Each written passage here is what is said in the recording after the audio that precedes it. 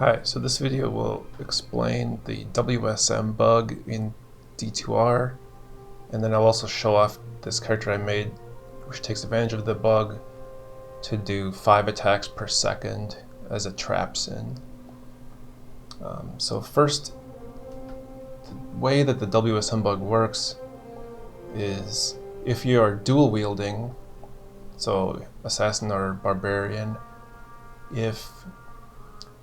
normally your primary weapon is going to be the one above your gloves, and your secondary weapon is the one above the boots, and then your weapon speed is the average of these two weapon speeds.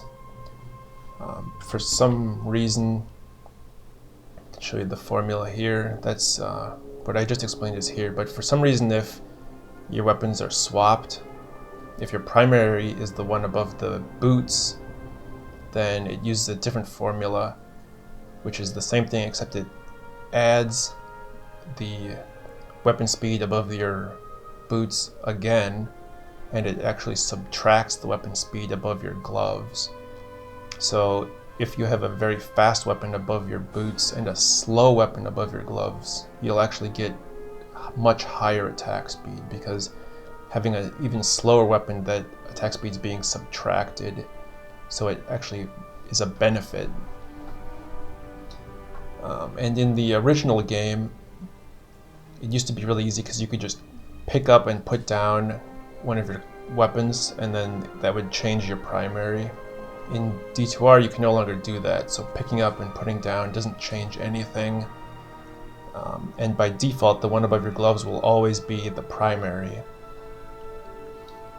However, there is still one way that you can switch it and force the weapon above the boots to be primary, and that's using the auto WSM bug, which is where you set it up so that you don't have enough stat points, so like strength or dex, to equip the one above your gloves until after the rest of your gear is kind of equipped.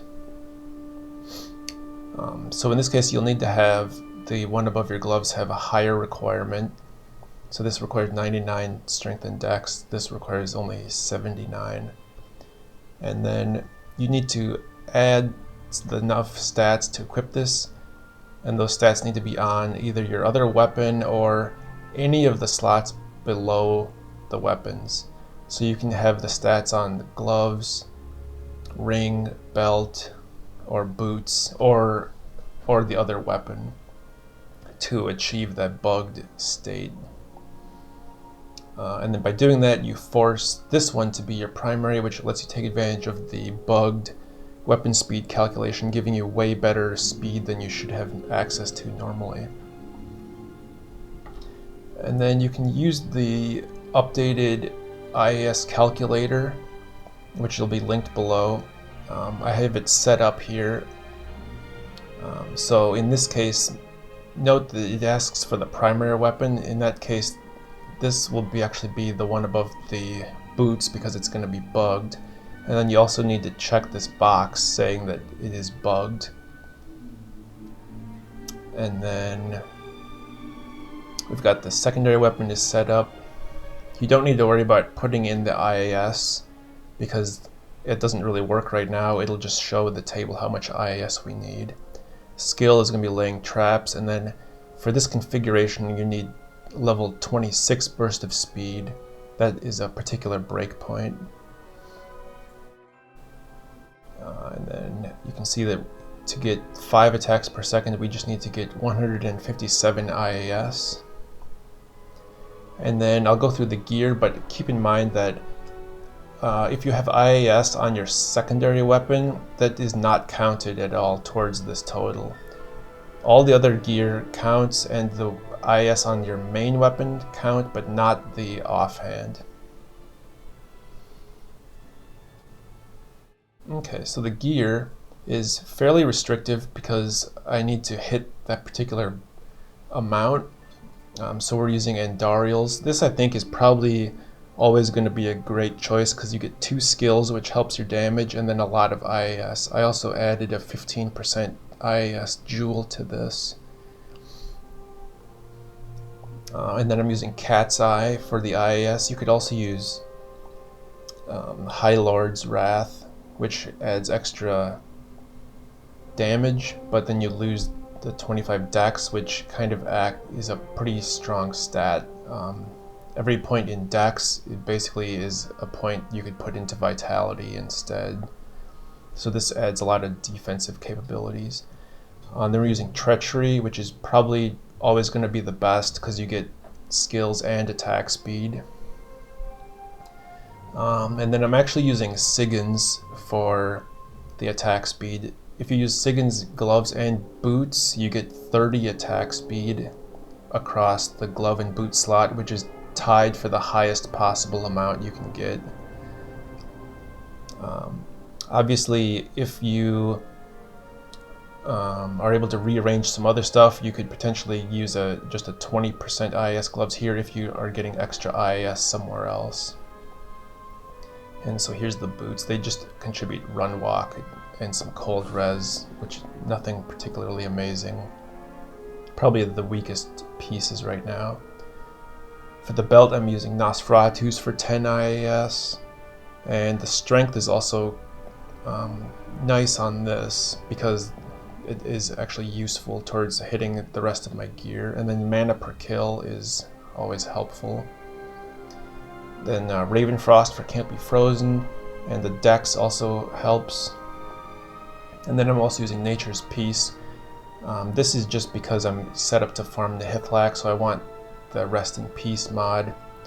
Now normally that doesn't work if you're using Lightning Sentry, but it does work for Fire Blast. So if I kill things with the Fire Blast, they get the Rest in Peace, so they cannot be corpse exploded by Nihithlak.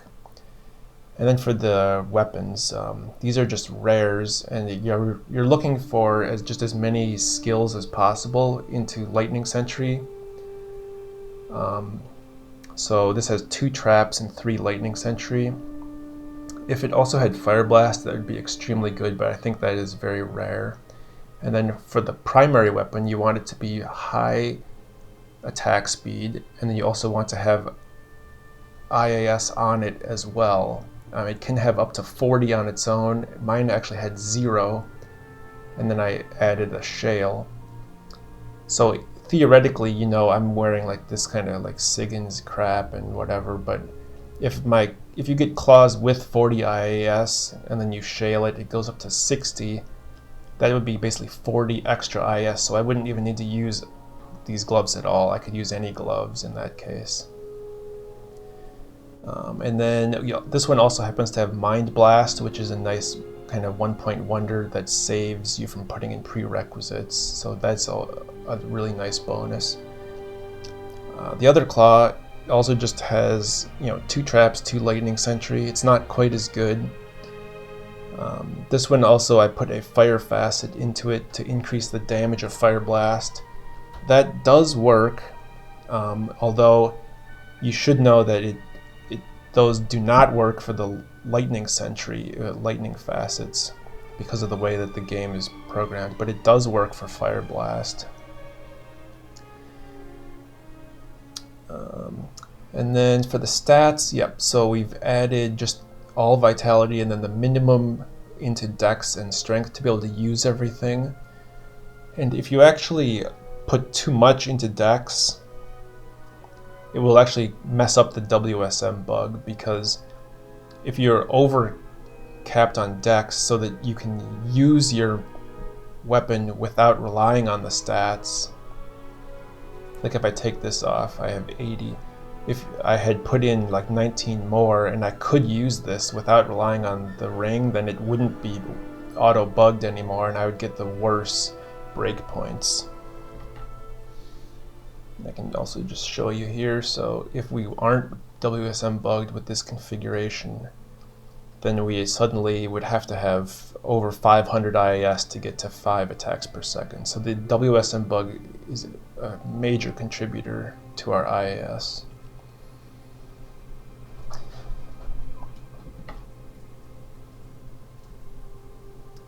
And then for the switch, we're using just a teleport staff.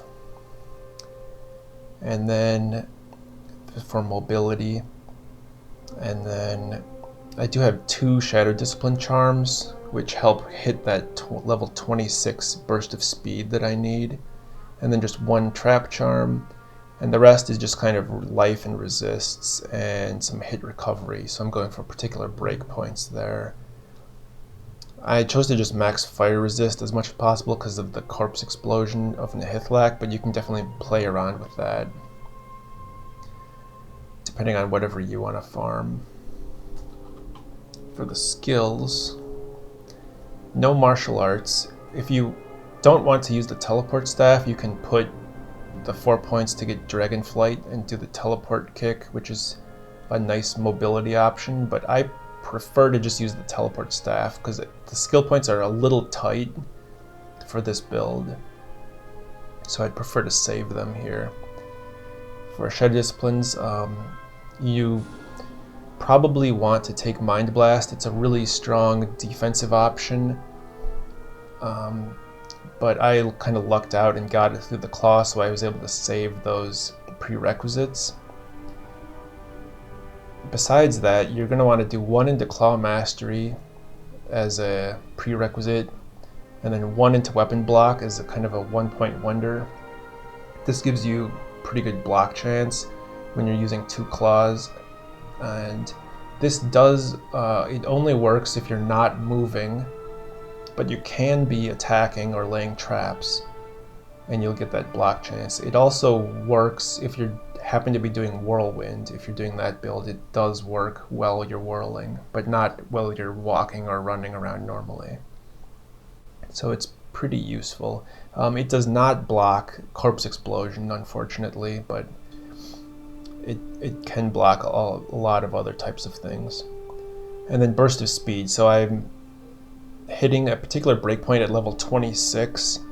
I think that if you go above 26, there's no benefit until you hit level 31.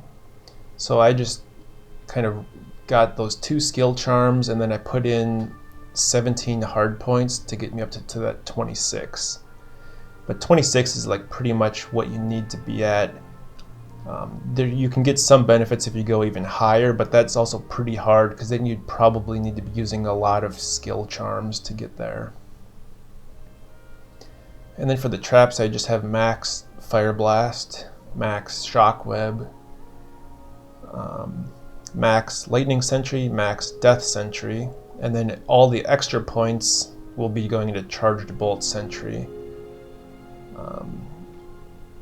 And then note that I have Wake of Inferno, but that's just from one of my claws that happens to add that. You don't normally want to put points into that. And then for the skill setup, I like to use Fire Blast on the left click right now, but that's kind of a personal preference.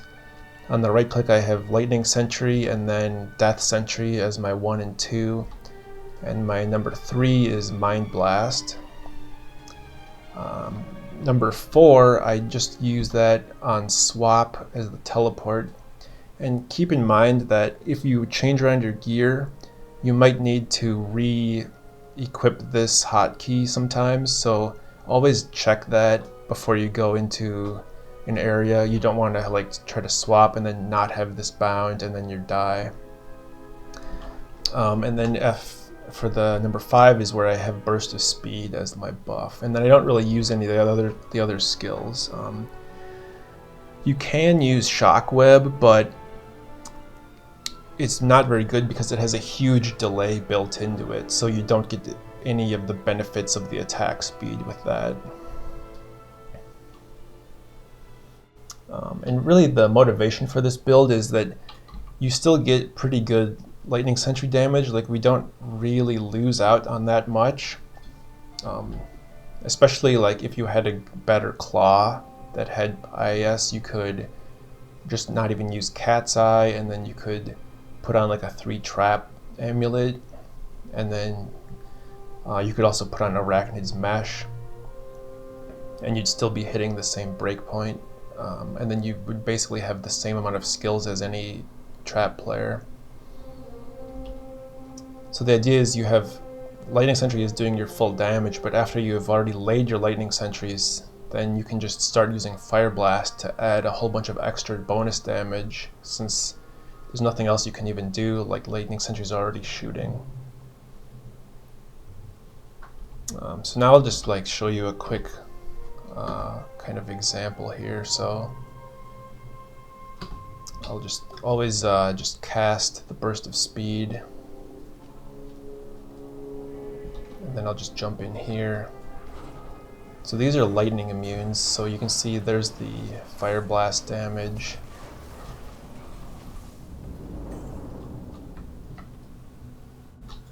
Here's like some Mind Blasts. I'll usually use that to just run by the stuff if I'm just trying to farm the particular boss.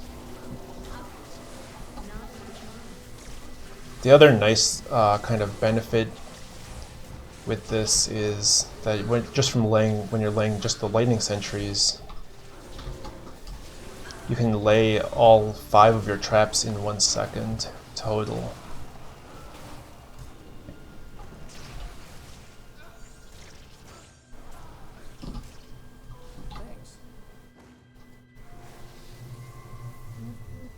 The other thing too, with just for when I'm doing these in the hitlock runs, I usually don't have the mercenary because he will usually just die.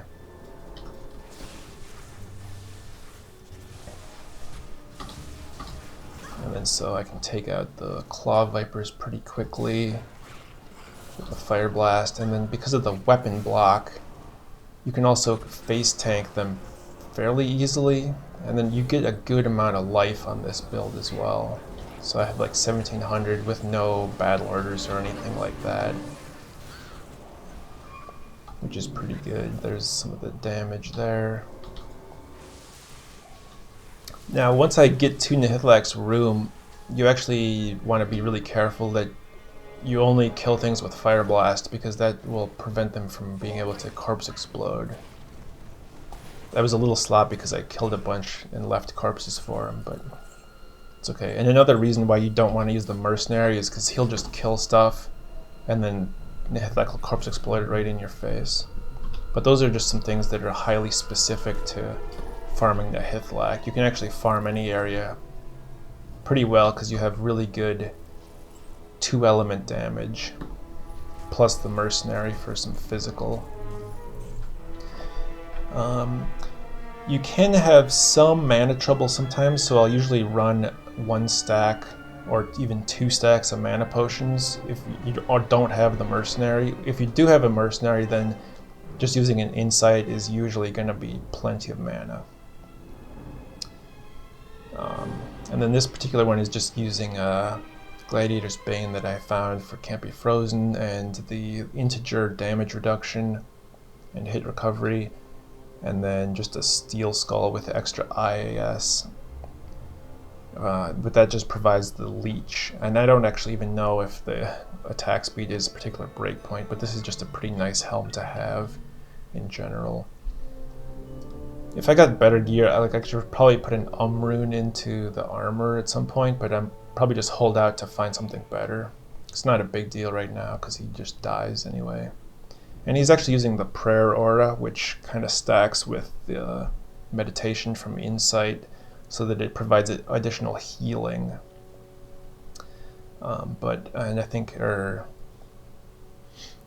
I think it provides additional healing and mana, but it's not a huge amount, so it's kind of just whatever you want. It can be kind of nice for like the poison survivability. But yeah, let me know in the comments if there's any questions or recommendations. Thank you for watching.